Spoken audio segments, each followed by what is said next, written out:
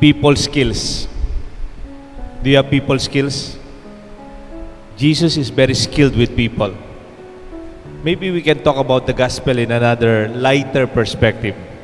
We can talk about the theology of Jesus being proclaimed as Jesus of Nazareth was passing by. This is what is proclaimed by the disciples and people. And then the blind man, he called Jesus, Son of David, have pity on me. That is a declaration of faith. Let us not look into that, or even who is blind and what is blindness in faith. Let us just practically see the wonderful skills of Jesus when it comes to relating with people.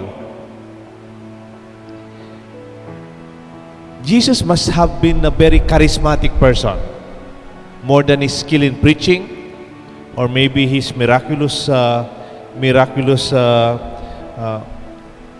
ways of healing people, feeding the 5,000, giving sight to the blind, like this gospel, or maybe more than his parables, his mission. I think practically Jesus is also a people expert, people skills. Alam niyang makipagsalamuha sa mga tao. He knows how to deal with people. He was not obnoxious.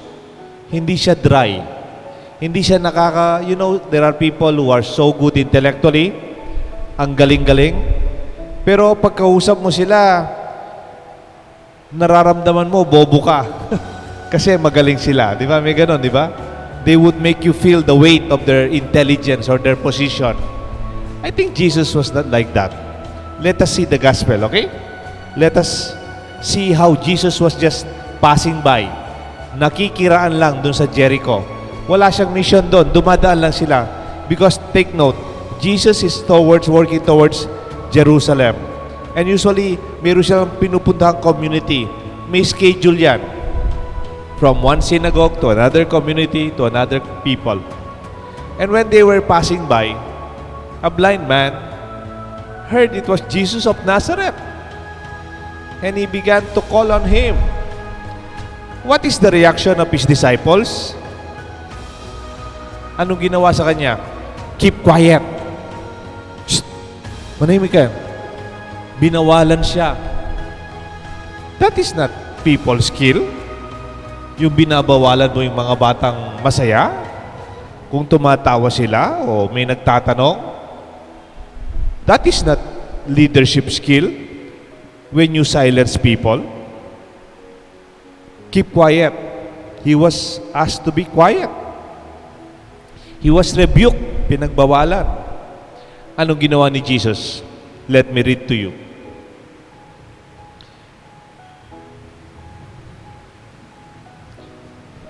People walking in front rebuked him, telling to be silent.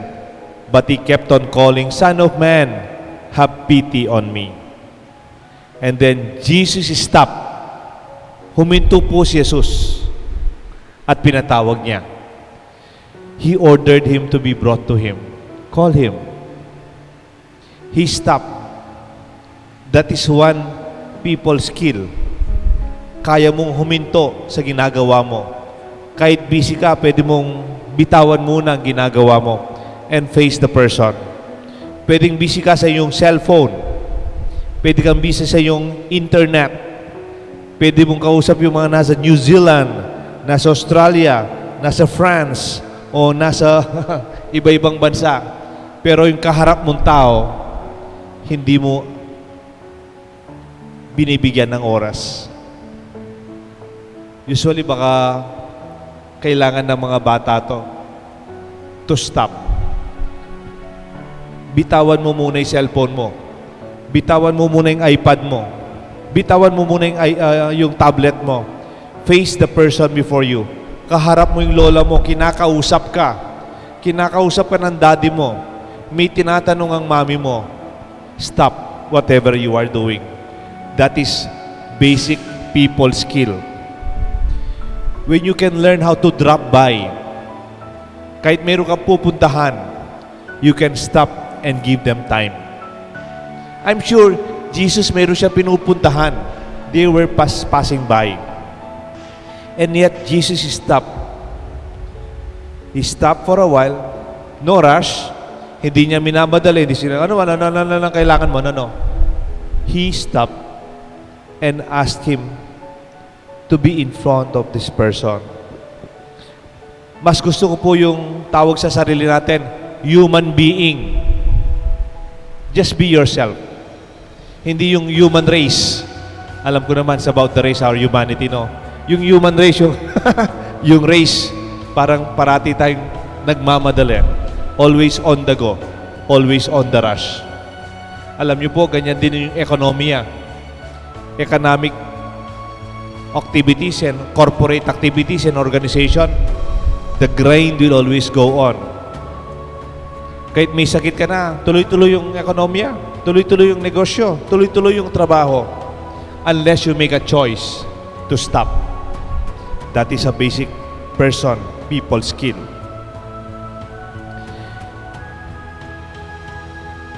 May gusto po akong song kay Jose Marichan.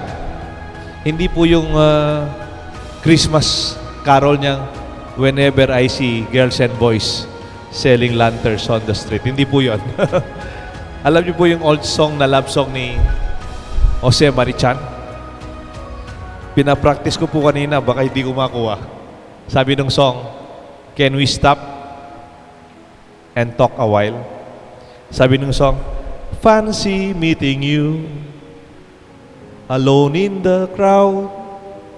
Can't help but notice your smile while everybody else around is going about. Can we just stop and talk a while? I think real love develop when you can stop. Baka yung iba, hindi na de-develop yung pagmamahal kasi we're too busy doing what we have to do every day. Our schedule cannot be stopped. Make a choice. People's skill is giving time, choosing to stop.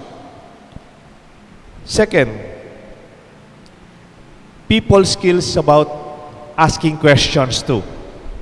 Asking questions out of sincerity, out of concern. I'm surprised Jesus asked a question. What do you want me to do for you? Anong magagawa ko sa iyo? Ano yung mapapaglingkod ko? Of course, di ba? Obvious naman, bulag siya. Di ba? Bulag siya. Siguro, I would assume, kung ako si Jesus, gusto mong makakita, no? Hindi man ginawa ni Jesus yun, hindi niya sinabi. He did not assume that the blind man wanted to see. Baka naman ang blind man, gusto lang niya ng tinapay. O gusto niyang makipagkwento. O gusto niyang magpabili ng gitara. Para I mean, you know, people's skill is learning what people need and listening, asking questions. If you are a leader, your people's skill should be in that capacity to ask questions. What do you need? Ano ang kailangan mo? Even in marketing, may tinatawag na push marketing. Yung push marketing, you push products. Sir, bilhin mo na ito, sir. Bibigyan kita ng 50% discount. Ma'am, bilhin mo na po ito, ma'am. Buy one, take one, ma'am. Buy one, take one. You push the product. You need this, you need this. Pinipilit mo itong kailangan mo. During the times of pinatubo, maraming tumutulong. Kailangan nila ganito, kailangan nila ito. Why don't we ask the people? Anong kailangan nila? Meron tinatawag na mas effective, yung tinatawag pull marketing. Pull marketing. Instead of producing a product tapos hindi mo alam sino yung bibili, itanong mo muna, ano kailangan mo? Anong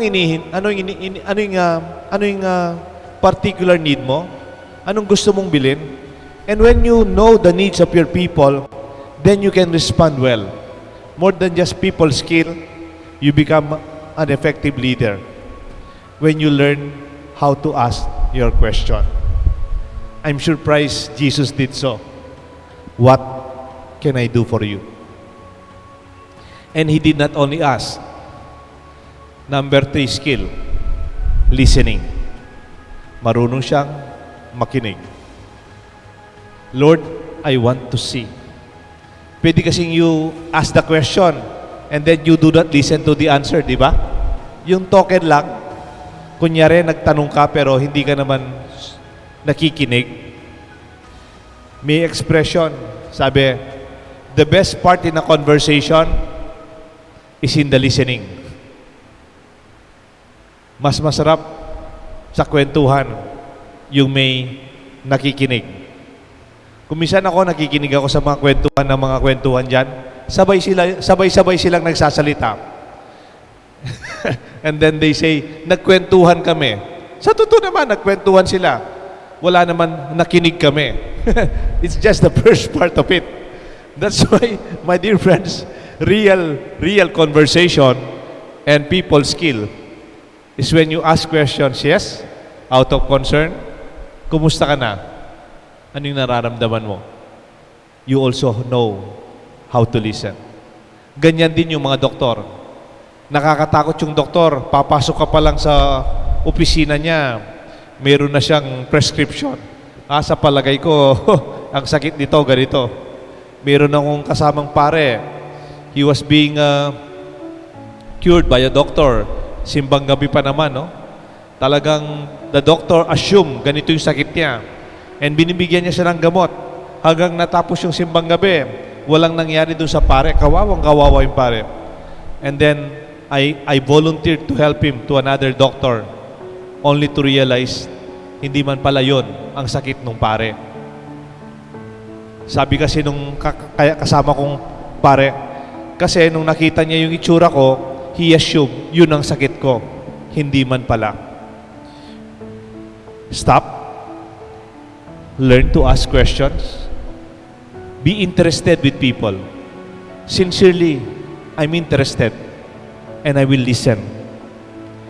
And the wonderful about people's skill is Jesus responded to the need. Sumagot siya sa pamangailangan.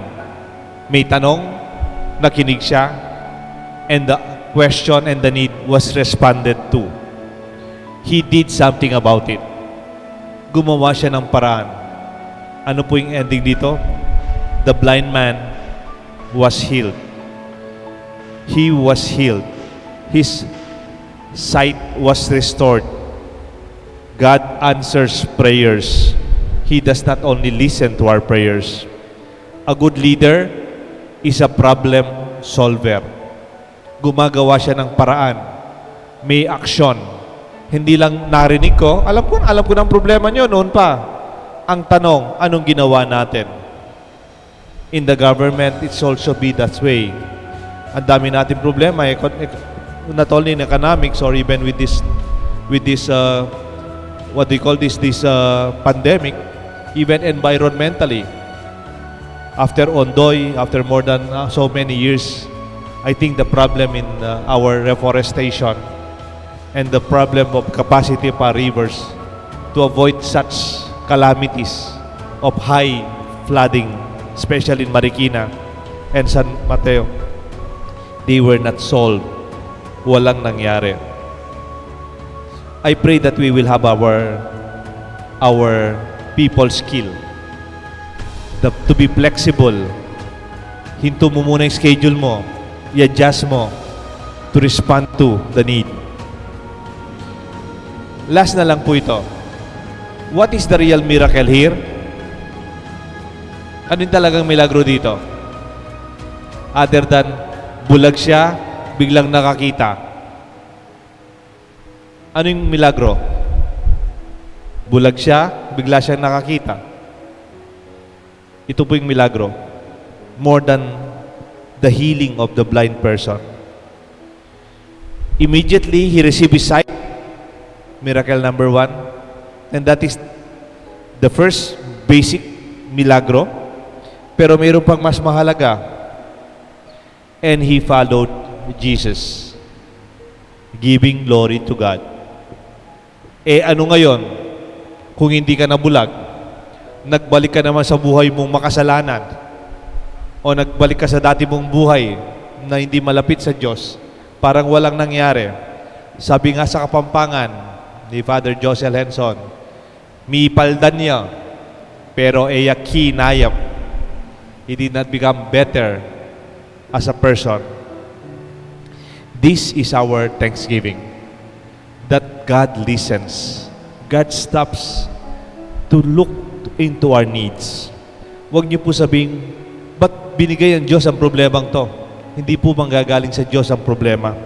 Hindi po nagpaparusa Diyos para mahirapan tayo. Because it's always God's will to give what is best for us. May we have the skills of Jesus in bringing forth miracles in the lives of others too.